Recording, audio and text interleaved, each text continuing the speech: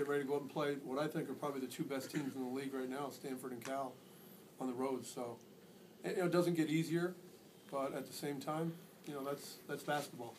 You just move forward and you get ready to play the next game, and that's what we're going to do. Is it disappointing to have a 15 or 16 point margin when you played pretty well on defense and you know that it's just shots not going in, just complete stagnancy on offense? We're just the turnover. I think the turnovers killed us more than anything. It's frustrating. If we think if I think I'm frustrated, our players are frustrated too. I mean, they're young guys that really don't have a ton of leadership right now, so they're searching, I'm sure, in their minds a little bit for what's going on out there, and it's hard to keep playing good defense when you just cannot seem to get anything going. And so we always are going to defend well enough. I don't care who we're playing, we're going to defend well enough to have a chance to win. It's whether we can make enough plays or not. And tonight, unfortunately, we just didn't do that. Dwayne Devin only had 2 points tonight and had foul trouble. What has been sort of his difficulties getting going offensively? He's a developing young player. What Dwayne needs. He's always in foul trouble. I mean, that's something he's got to learn. I mean, it's with experience. This guy never played in high school.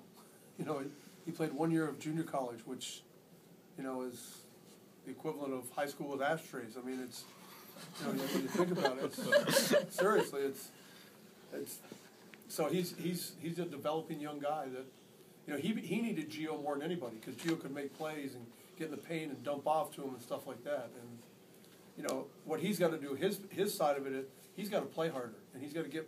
If you're not getting points, you got to get more offensive rebounds and stuff like that. So he's it's going to take him time. The guy's. He's got a Sports Illustrated article about him when he's never played a game. I mean, I think that's all cute and nice and all that, but come on, it's just he's not ready. He's not ready.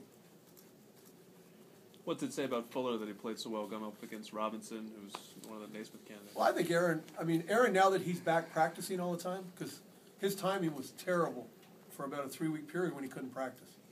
The fact that he's back practicing now is going to give us a guy we can go to in the paint, give us a guy that we can run some offense through. What killed us more than anything in the first half tonight was his foul trouble. And I don't like playing guys with 2 fouls if you're only down 10, 12 points. I'm just not for that.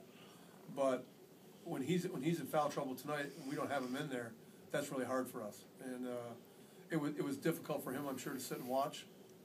But when he was in there, he was very effective and did a great job of going at those guys.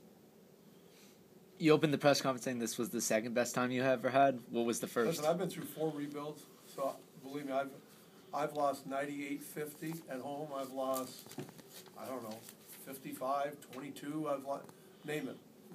I've done this 3 or 4 times. I was obviously joking. No. But was there something specific when you said the first? You said no. This that was just kind of a. Okay. I'm from a town of 500 where we think we're really funny,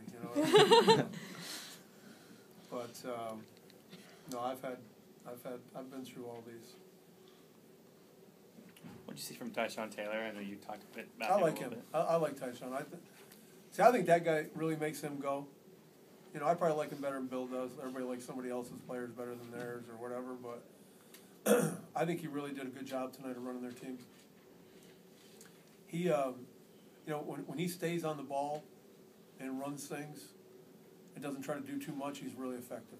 And I thought he pretty much controlled the game tonight for him. How were you able to keep Robinson quiet? He might have kept him 20 shoots. 12, 5 for 12.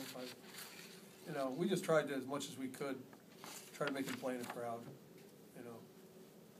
But it's difficult when you're not scoring it.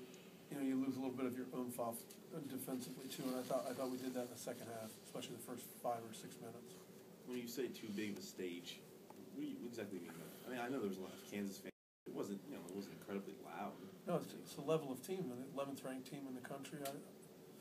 It's not like our arena was a huge stage. I'm not saying that. I'm just saying, for our guys to play against Kansas, I'm sure was a little. I thought it was a little bit too much for us at this stage. It won't be at some point, but I didn't think we handled it very well. I mean, 13 turnovers. We don't turn the ball over, and we turned it over 13 times in the first half. So, to to me, I thought our guys were lethargic, you know, and kind of got knocked on their heels a little bit and didn't really recover very well. Do you know what happened with Mo specifically in the I second half? have no idea. No, I haven't talked to our trainer yet. He told me he was fine, is in no danger of being hurt any worse, so we put him back in. I don't have any idea what happened. Have a good holiday, guys. Thank you.